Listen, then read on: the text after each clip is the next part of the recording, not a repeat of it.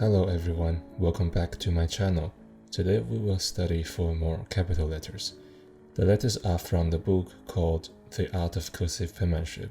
You can find the book in the description below. The capital E has a small counter at the top and 2 incomplete ovals. Each oval takes 1 space and a half, but the upper oval is slightly smaller than the lower one.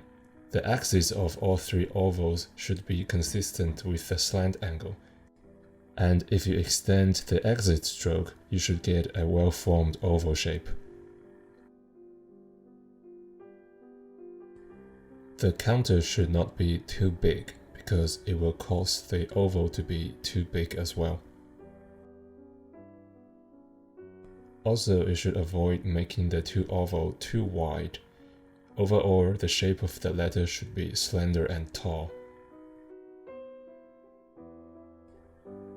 As I mentioned earlier, the top oval should be smaller than the lower one. If you make them exactly identical, your letter might look top-heavy.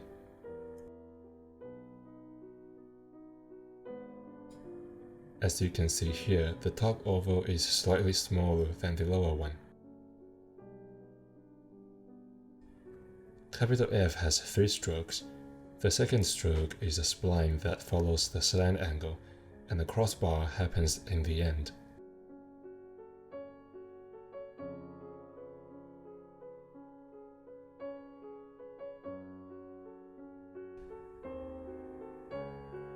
There are 2 anchor points at the top and 1 at the bottom, which define the size of the letter. Pay attention that the crossbar should be flat. If the spline does not follow the slant angle, this might result in too much curvature in your letter, and the letter might look too upright. The second stroke is critical in defining the slant of the letter. In Spencerian abbreviated hand, you can actually combine the first 2 strokes to make the letter simpler.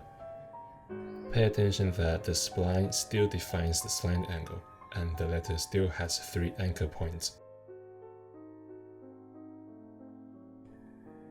Capital G starts on the baseline and is completed in 1 single stroke. The entry stroke does not follow the main slant, and the downstroke seems to follow, but it actually cut into the main slant. Capital G already has enough curves, so the downstroke should not be turned into a spline.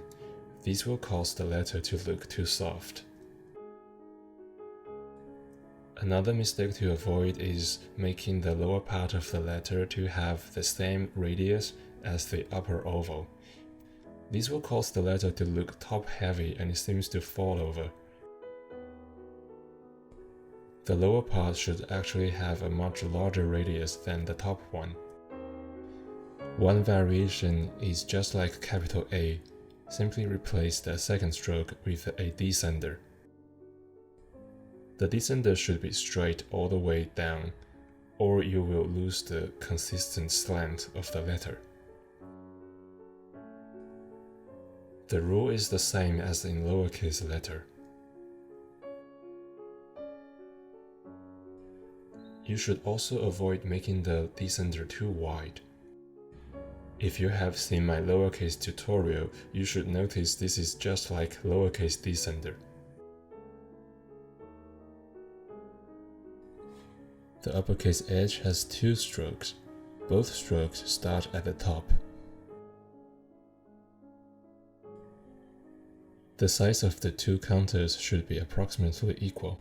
The second downstroke should follow the slant. There is some slight curvature in the stroke, but I don't think you should deliberately try to make that. Unlike the second downstroke, the first downstroke is actually part of a curve. The second counter can also cross the first stroke depending on how you like it. The spacing of the 2 strokes is critical in defining the width of the letter. If they are too far apart, the letter will look too fat. On the other hand, if they are too close together, it will cause the letter to look too skinny.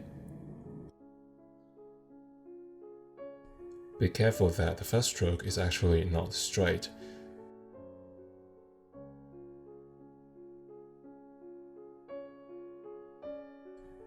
If you look at the model letter, the first downstroke is actually part of an oval. In one Spencerian variation, the first stroke does not go all the way to the top. The second stroke stays the same. Interestingly, half of each stroke is straight and the other half is curved. Just like before, the two downstrokes are not exactly straight, so your letter should not look like a parallelogram. That's all for today. I hope this is not too overwhelming. If you find this video helpful, please like and subscribe so more people can see my content. And don't forget to practice. I'll see you next week.